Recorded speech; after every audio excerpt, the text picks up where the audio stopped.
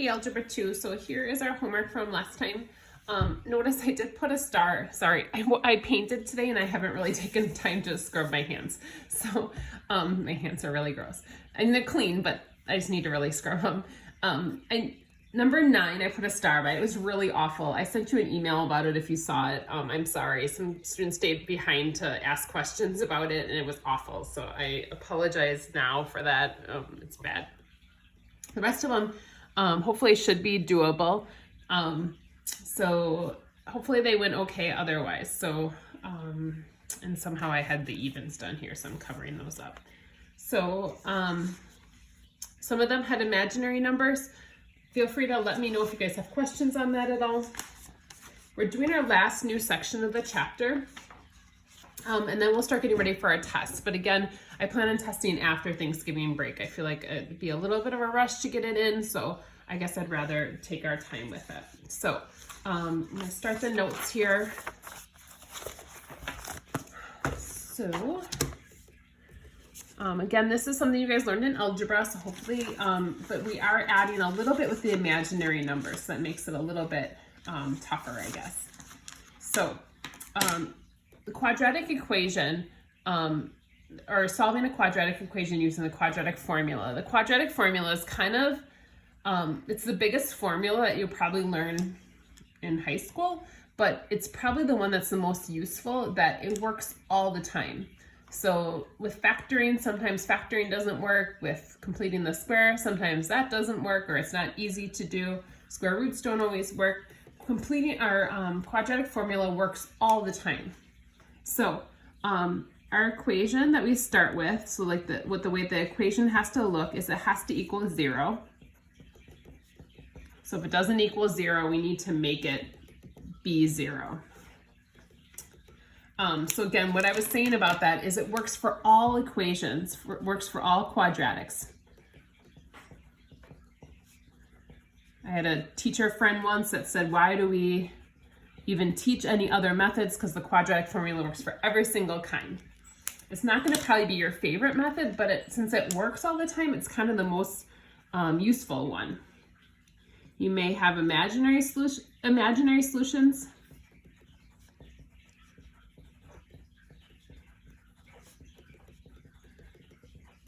So remember that the square root of -1 equals I.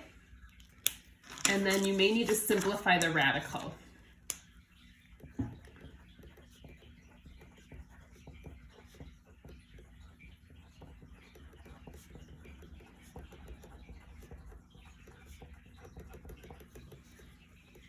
So the quadratic formula, now this is one typically I'll have you guys memorize. Now there is a song that goes with this one.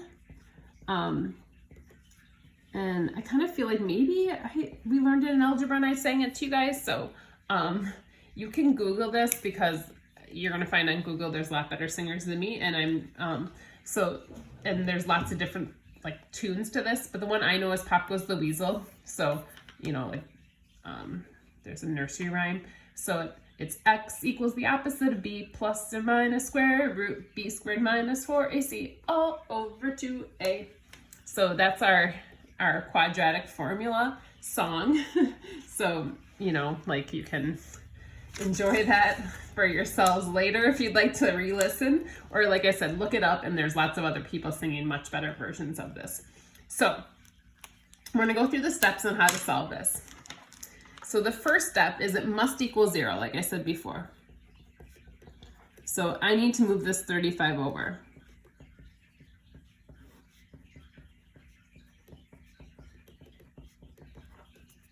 So it has to equal 0.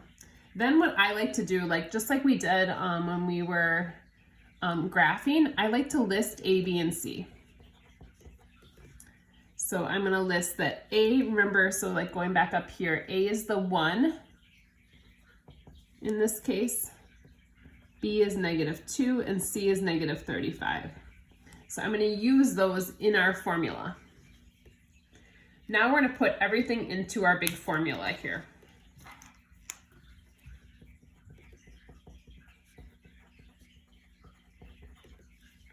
So I'm using our x equals the opposite of b. Opposite of b, so opposite of negative 2 is going to be positive 2, plus or minus square root b squared minus 4 times a times c all over 2a. So it's all in our formula. Now, what I need to do is I need to follow order of operations. So in terms of order of operations, I have to do parentheses first typically, but the root is considered its own set of grouping symbols. So we're going to do what's underneath the square root next. So we're going to simplify under square root.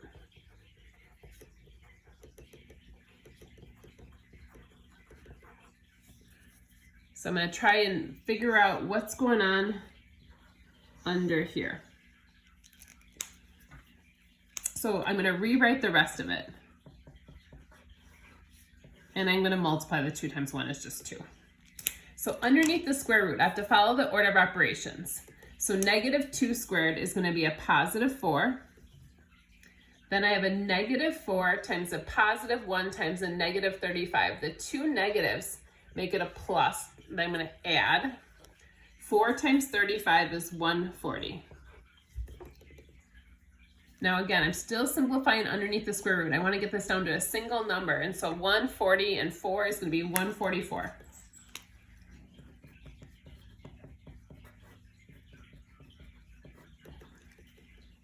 Now this is actually where a lot of students go wrong is, well, maybe not this next step. So we know the square root of 144. So if that's a nice number, we want to take that. The square root of 144 is 12. Now, if we had to simplify it, we would like break it down like we have in the past. Now, this is where students go wrong. Sometimes they see that divide by 2 and they only want to divide one of them by 2. So what I suggest at this point is we're going to set up 2 equations because there's a plus and minus. And you do the top first. This is super important. That's where a lot of students go wrong. So I'm going to do 2 plus 12 divide by 2 and 2 minus 12 divide by 2. So I get 14 divided by 2, which is 7. And then this is negative 10 divided by 2, which should be a negative 5. So if we need to simplify further, we would.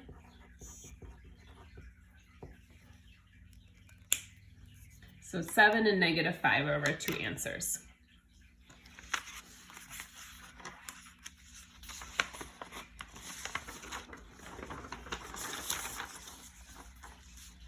All right, so if you want to flip the page to the next side, if you have it, kind of keep going here.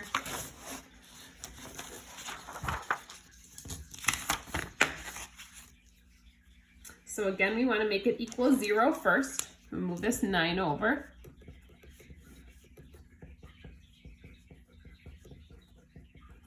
I want to list my A, B, and C. And then I'm going to use my formula. X equals the opposite of B plus or minus square root B squared minus 4 times A times C all over 2A.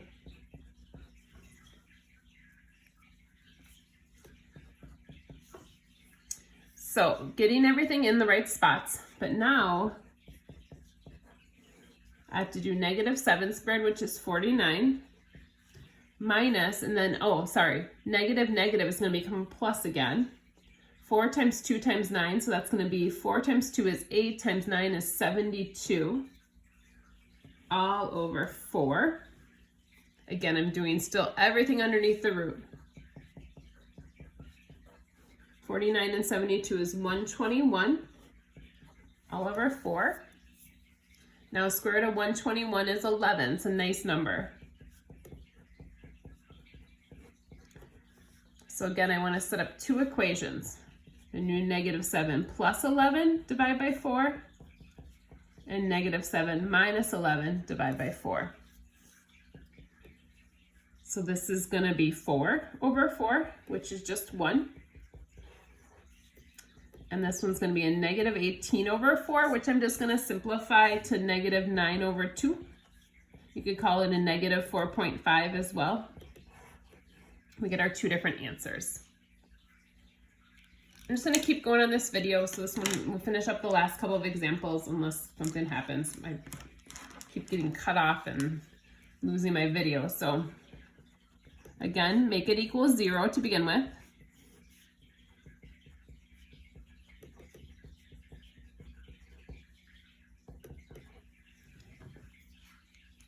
So equals 0. So again, list A, B, and C.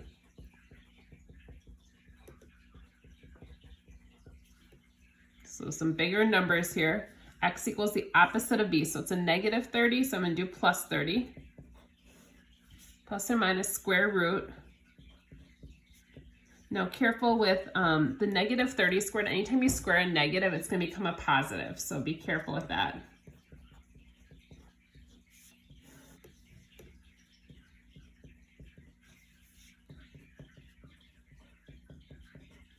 So negative 30 squared is going to be a positive 900. Then this negative, these are all like positive, so it's going to be a minus. 4 times 5 times 45 is actually also 900. 2 times 5 is 10. So kind of a weird case there. We get 30 plus or minus the square root of 0 all over 10. Square root of 0 is just 0. So it really is 30 plus or minus 0 all over 10, which is 30 over 10, which is just 3. So our answer is just x equals 3. So this is one where you only get one answer. So we've had 2 that have been 2 solutions. We have a 1 solution, and then you're thinking maybe this is the no solution, but in terms of solutions, it really would be no solution if I graphed it, but it would show up.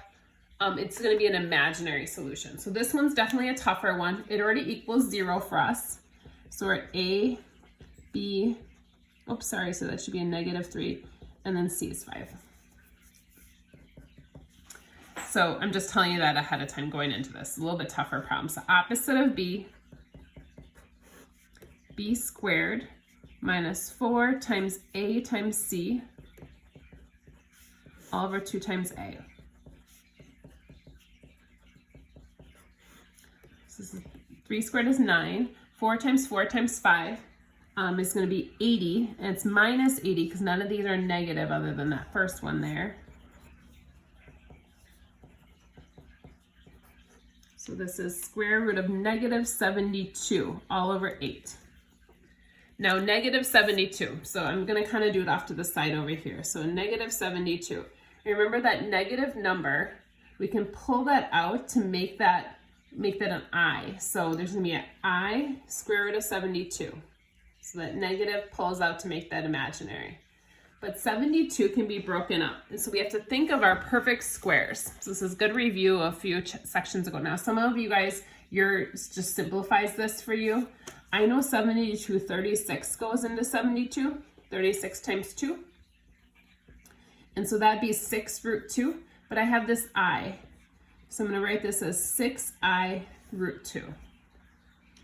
So again, it's because 36, I can take the square root of 36 is 6, and then that I just comes out with the 6. So this is square root of 72 simplified. Oops, sorry, that should be, oh gosh. So this will be 3 plus or minus 6i square root of 2 all over 8. Now, if I could simplify, now you might say, oh, 8 over 2, I can simplify that to be 1 over 4. You can't. So I want to look to see, can I simplify these 3 numbers by something? They're all outside the root and I can't. So I'm going to stop right there. That's as simplified as this gets, kind of an ugly answer. Again, it's an imaginary answer. So if I were to graph this, it would never even touch the x-axis. So a little bit strange. Our homework tonight is a worksheet, so I will attach that. If you don't have a printer, you can always feel free to put that just on loose leaf. It's fine with me. So I hope you guys have a good day. Let me know if you guys have any questions. Again, next couple of classes we'll be reviewing and then testing hopefully after Thanksgiving break. Take care. Bye-bye.